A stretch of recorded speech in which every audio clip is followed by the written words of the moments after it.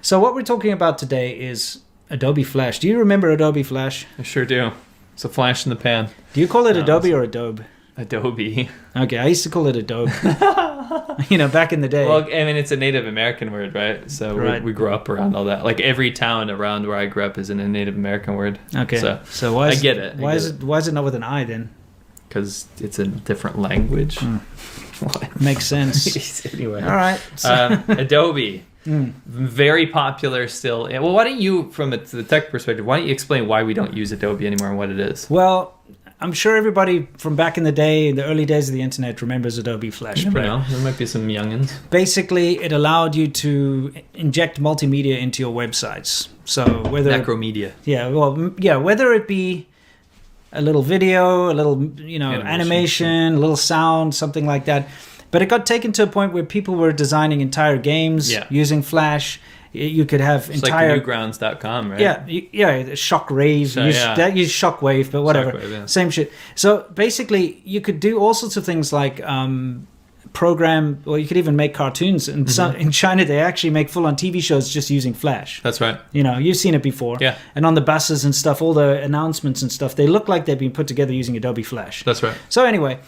Fact of the matter is, it's been part of the internet for a long time, but it has serious security vulnerabilities. Because you're injecting multimedia into a website like that, you can inject malicious code. You can inject all sorts of things, and it's always been a problem. So as an IT administrator like I was in the past, it's my old profession before I went to China. The oldest profession. The oldest profession was being an IT network administrator. We would constantly battle all these vulnerabilities, and we would have to ban things like Flash on certain computers that were connected to sensitive networks. We weren't allowed to install that kind of crap on servers. Sure. The usual thing. Anyway, it kind of reached a point where Adobe decided, you know what, that's that. It's too difficult to keep fighting all these security vulnerabilities. Sure. We're just going to shut it down. The new HTML's come out, the new format, the new standard. We're just going to get rid of Flash. We don't need it anymore because now with the new HTML standards, you can just do this stuff natively anyway. Right. So they shut down Flash worldwide. All support for Flash was just completely shut down. Mm-hmm. And what happened? Well, this happened. the thing happening behind us. Yeah. Thanos came and got rid of the Flash logo, which actually turned out to affect the train system, the high-speed rail system in Dalian. Dalian's in northern China. Yeah. It's an ex-Japanese and ex-Russian settlement. It's an interesting cool place, yeah. Now, the problem is when you run your high-speed rail timetables off of Flash, you're going to run into some issues. Yeah. This is not the first thing that China, like the first time China's run into security vulnerabilities in the tech sphere, but they'll come after this. Sure. Anyway, you can see in this WeChat thing, everyone's scrambling. Yeah. They're basically saying, like, we need to downgrade the Flash. You guys obviously can't read this. It says we need to downgrade the Flash version. Yeah. And so they had to find a pirated version of Flash to get it working. An older one to get it working and to get the timetables back up. Because if the trains, you're explaining, if the trains are, obviously you're running the timetables, the trains will collide if they're running at the same time. Obviously. And this has happened before. Sure. This has happened before. In 2011, in Wenzhou, it was the first high-speed fail. High-speed fail, Not to make a joke about that. People died. 40 people died. 192 people were injured. I still think it's a good thing to say high-speed fail. It is. Yeah. It was a high-speed fail. Yeah. It was actually, the train is running at a very low speed. Okay. Though. 62 miles an hour. Low-speed fail. Unlike this stat boy today. Yeah. So anyway, this happened before. That was a signal failure. But my point is there are security vulnerabilities surrounding the high-speed rail system. Mm-hmm. And this is one that was exposed. And it was just funny. They were scrambling to get this working. How many times have you seen on like the Public Security Bureau or a police station or like a massive billboard like about national security or something, and it'll be like a blue screen of death? Yeah, Windows XP. Yeah. I think those of you out there maybe haven't clicked yet, but I put some pictures in. China was running up in Dalian their very important high-speed rail timetable system on Adobe Flash. This is about as charbador as you can get, because rather than developing their own database or their own system in-house or buying the correct program, they used something as crappy as a free plugin for a web browser. Sure. And you see this a lot. I come from an IT background, so when I first went to China in 2006, I thought to myself, maybe I can find some work in the IT field here. Of course, I found out later that as a foreigner, you're not allowed to. No. You can't. It's just not possible. No. You need to get a job that's a foreign expert People think you certificate can or just whatever. go to China and You get a can't. You job. can't be a waitress or No. a normal worker of any kind. You can't just go into construction. You can't do anything because they're very protectionist. And you can, if it's a job that a local Chinese person can do, you can't do They'll it. take our jobs. Yeah, that kind of thing. it's actually like that. So It you is. need to have an expertise in You your can field. work for a foreign company. Yeah, there are some things you can do. Anyway, the fact of the matter is, I was blown away because I came from a proper enterprise system where you've got things set up correctly with servers and licensing and proper networks with massive big server racks and switches and all the Sure. patch panels and everything. And you go to China and you see the biggest companies running on like Soho equipment, small office, home office equipment. Yeah. They'll have like a little hub, maybe. This is early time when I got there, and they'll run everything off Windows XP. And very all pirated software. Nothing is legit. There's no licenses involved. There's no servers.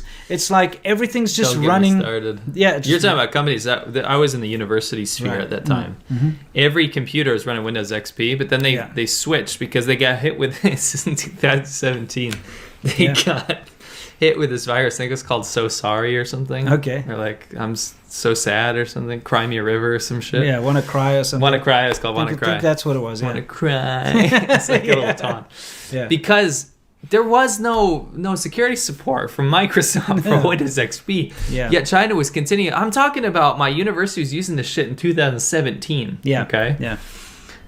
They eventually, because of this security vulnerability, switched it over to something, which you can go to the next picture, Yeah. called Sanlioleng. Oh man, Sanlioleng's my Dude. nightmare. Let me tell you about San Leo Oh, Leng. sorry. I took this little photo from Google. I thought this was apt because it's on fire. Now, San Leo Leng was this is hilarious to me. I did a little research about this. Yeah. Because I've dealt with the software for so long. If you go to China and you use any Windows computer there, they're going to have San Leo Leng, either the browser or the OS, Yeah. the operating system. So San Leo Leng came out in like 2005, 2006. But before they did, they had to join the Great Firewall Project. So they basically had to sign their soul over to the devil, to the Chinese government, to say, we will capitulate with you to block whatever you want to do. So unlike like Windows XP or whatever, where you can use Internet Explorer and a VPN, Sanlioleng will encode block anything already preemptively for the Great Firewall of China. It's like directly pipeline into the Great Firewall of China. Yeah. So you ain't getting around anything with Sanlioleng. Now, number two, before they even made a browser or an OS, it was actually just anti-malware software. Sure. But it was malware. Yes. If you go on any of the Chinese articles that I was reading, it was a piece of malware from the get-go, and it got so bloated and so insane that when my university switched over to Sanlioleng, they used the anti-malware thing, they used the browser, and they used the operating system. It would come up with like softcore porn ads all the time. in class to the point where the kids didn't even notice. It was just shit all over the screen. It was just viruses. Let me put it into layman's terms. First of all, if you can see the logo for Sanlioleng, it's just a knockoff of the Internet Explorer logo, except it's green. It's supposed to be an all-in-one antivirus thing. It's free, okay? 99.9% of the computers and the people I know in China install this on there, okay? Yeah. The Sanlioleng thing. Because it's a whole suite of everything you could ever need. It's got special translation tools built into it. It's got special ways to write Chinese and stuff built into it. It's got all sorts of things built in. It's like an all-in-one. You get a fresh install of a computer, you install this, and it's got everything you'd ever need. Correct. Right? Including its own browser, like you said, and all that kind of thing. But it's bloated, it's rubbish, it's full of, malware. Like, it's just the worst of the worst. So it's a completely different ecosystem is what we're trying to say. Yeah. And the way China runs, the companies run their networks and stuff is very amateur. It's as if, I don't know if you ever went to like a LAN gaming back in the 90s like I used to do. That's kind of how China runs its big companies. It's just a bunch of ad hoc crap stuck together, and it works with like chewing gum and wire, and that's it. Yeah. So it's not surprising that something as important as high-speed rail timetables would be, linked to Flash. Well, I have a double whammy of why that happened as well. And the problem is because the rest of the world knew about the Flash shutdown. Sure. I mean, no one's using Flash anyway because, like we said, if you're not computer savvy, China is using Flash because they're so slow to change the things. Yeah. And it's partially due to censorship and the Great Firewall of China, the way things just don't progress. Yeah. And actually, because of censorship, that's why China fell victim to the whole timetable mishap with Flash. Yeah. Because the rest of the world got the news on tech blogs, GitHub, all this kind of stuff. And then at the same time, China had blocked all the news. It was all censored. So it didn't penetrate the Chinese internet. Yeah. So the people didn't know that Flash was going down. So they could have prevented all of this. Yeah. There was warning ahead of time. That's it, because they're disconnected. It's such a disconnected thing. Yeah. And they rely so much on Western technology. I know a lot of people don't think this, but China really does when it comes to software and operating systems for their phones and for their computers.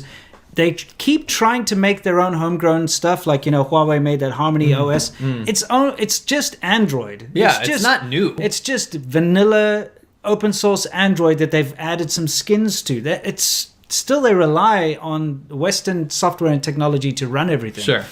And the chips and all that kind of stuff. But at the end of the day, we thought this was quite relevant because this is very much what China is all about. Chabador. Let's run important systems off of garbage, security vulnerability software, and this is what happened. Yeah. It actually shut down their rails.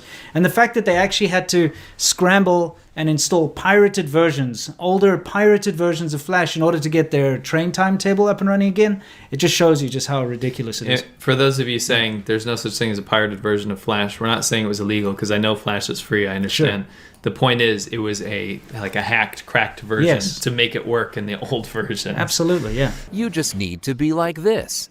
You just need to be like or this. Smell it.